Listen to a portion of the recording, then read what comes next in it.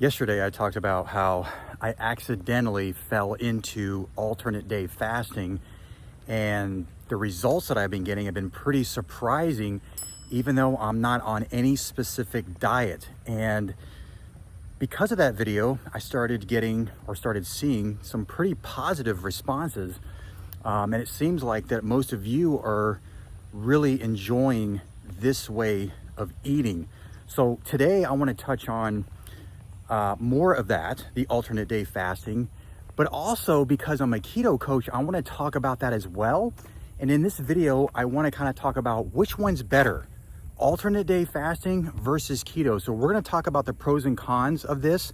I'm actually not on a keto diet as of right now. Now, if you've been following me all this year, or maybe you've been following me for a very long time, you will already know that I lost over 55, 60 pounds this year doing keto, doing carnivore. I tried some alternate day fasting. I tried the controversial sugar diet that Cole Robinson was talking about. So I did all of that, but I will tell you at the end of the day, the three things that got me where I am right now over the course of 10 years, it's been keto with intermittent fasting with strength training.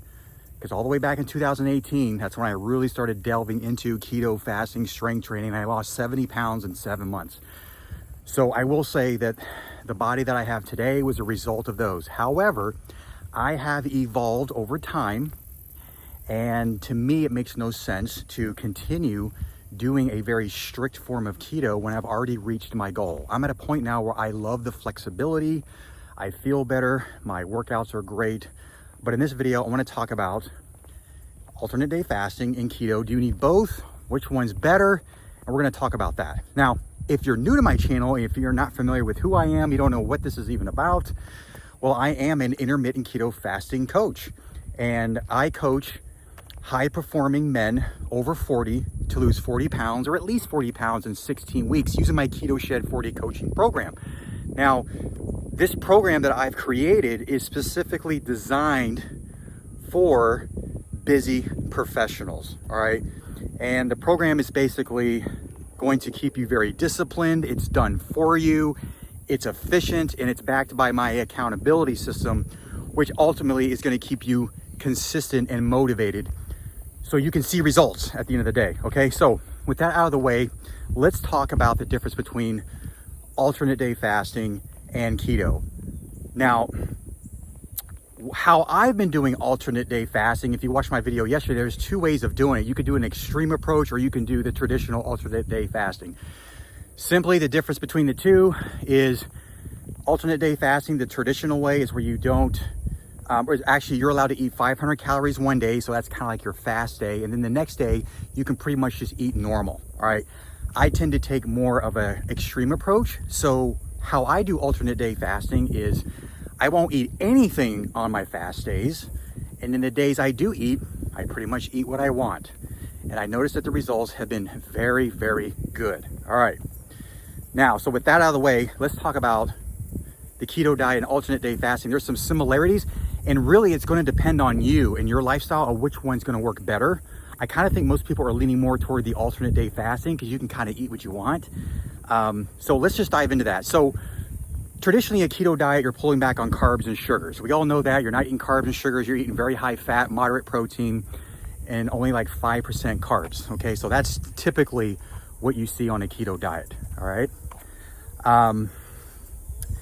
Now with alternate day fasting, obviously you're not eating at all. Now here's what they both will do. Okay, they're both going to lower insulin. Okay, on your fasting days, blood sugars are going to be dropped. You're going to start to feel better. However, the difference is that when you do break your fast from your alternate day fasting, and let's just say you eat whatever, well, now you're elevating your insulin and your blood sugars again.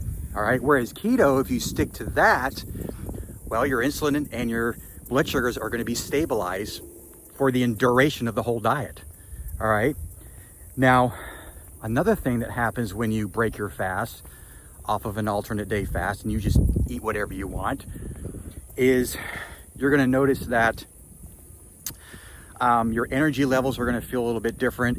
Your performance will probably feel pretty good when you do alternate day fasting, because when you eat things whatever you want, you've got the carbohydrates to kind of fuel your workouts. Whereas keto, people have reported that they get a little bit weaker. They're not able to lift as heavy because they don't have the glucose that are being shuttled into the muscle to be able to lift heavy weight. Now, I've experienced this.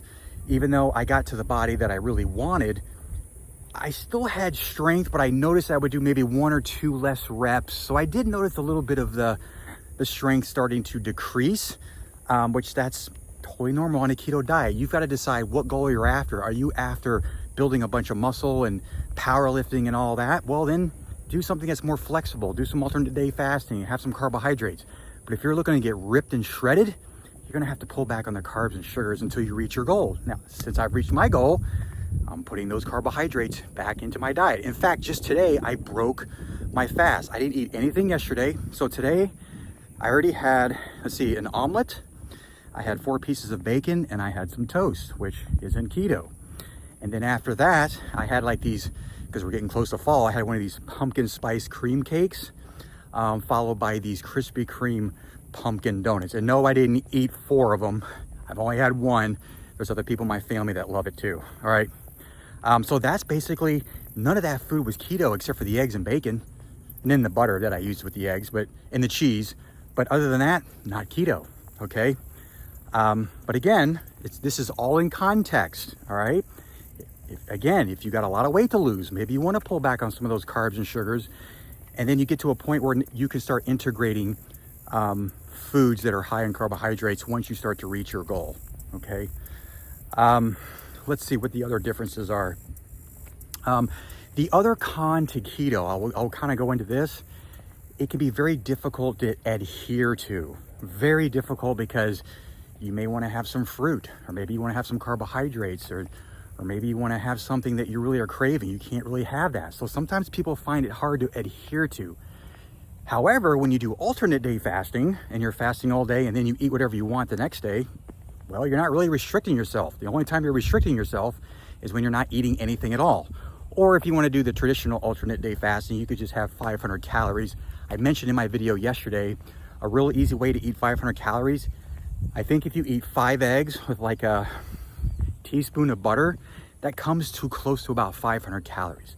So if you're someone who can't really push the fasting because you need some food, you could do that, the 500 calories with the eggs, and then as your body gets used to that, then maybe you can graduate to fasting. That's kind of what my progression has been. I've done prolonged fasting where I've fasted for 5-7 days, no food or anything, but I wouldn't suggest someone just right out the gate do that. You may want to graduate to that. Okay. Let's see, what are some pros here with the keto diet? Well, you're going to get shredded. You're going to get really lean, because when you start dropping carbs and sugars, you're depleting yourself a lot of water weight. You're going to start revealing all the muscle that's hidden underneath, and you're going to shed a lot of weight. All right. Plus, when you do a keto diet, the foods that you'll eat will typically keep you fuller for longer, because the high-fat foods keep you satiated. Therefore, you almost start doing intermittent fasting by accident because you're just not hungry.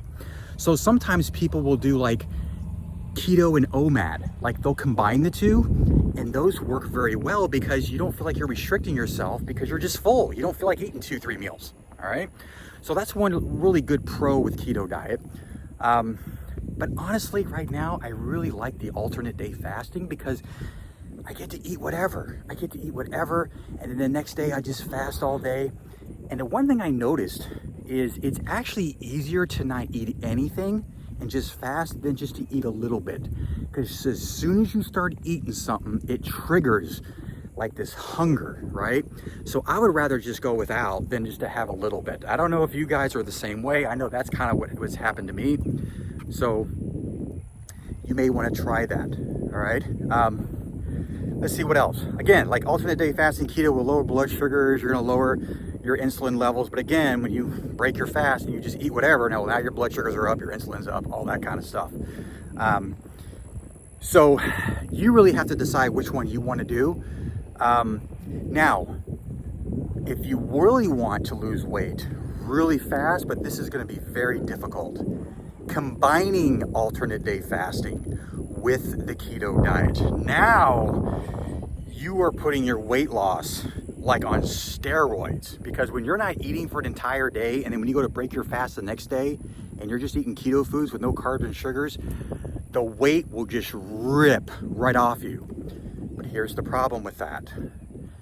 It's very difficult to adhere to. You're going to experience some nutrient deficiencies. If you're not used to doing a keto diet, you might get the brain fog, the headaches, lethargy, all that kind of stuff. So that's like hardcore. So if you want to like get the weight off as fast as possible, alternate day fasting with the keto diet is like magic. However, you don't need both to lose weight. If you enjoy eating foods that you love and you can sprinkle in those fast days and you start noticing the scale going down, by all means, stick to that. That's actually what I'm doing. I love it. I feel great. And here's the thing, when you break your fast on an alternate day fast, let's just say you eat whatever you want, sometimes people will have a little bit more calories than they should. Well, when you go into your fast day the next day, you're not going to be hungry because those calories you ate the day before is going to carry you over to the next day. So it actually makes it pretty easy. So what I'm going to do with my alternate day fast is, like you just saw, I broke my fast. I'm not going to eat late. So what I'm going to do is I'm going to try to eat whatever I want early in the day, and then the next day fast.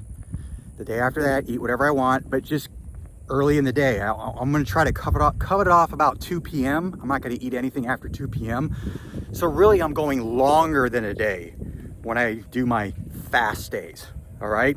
So that's really the difference between alternate day fasting and keto. Keto is very restrictive. You can't have carbs and sugars, whereas alternate day fasting, you can have whatever you want on your eating days. However, the following days, you're not eating anything. So you know yourself better than I do. If this is something that you can implement into your lifestyle that you feel will work, choose one or the other. They both work, all right? So that's kind of where I'm at on this. Not really on a weight loss journey. I'm just basically just maintaining at this point. But for those of you who are still on your weight loss journey, these approaches can really help you on your journey to lose weight. So I hope this video was helpful for you. And if it was, make sure to like the video, make sure to subscribe to the channel, and always hit that notification bell so you don't miss any future episodes. Until next time, I'll see you then.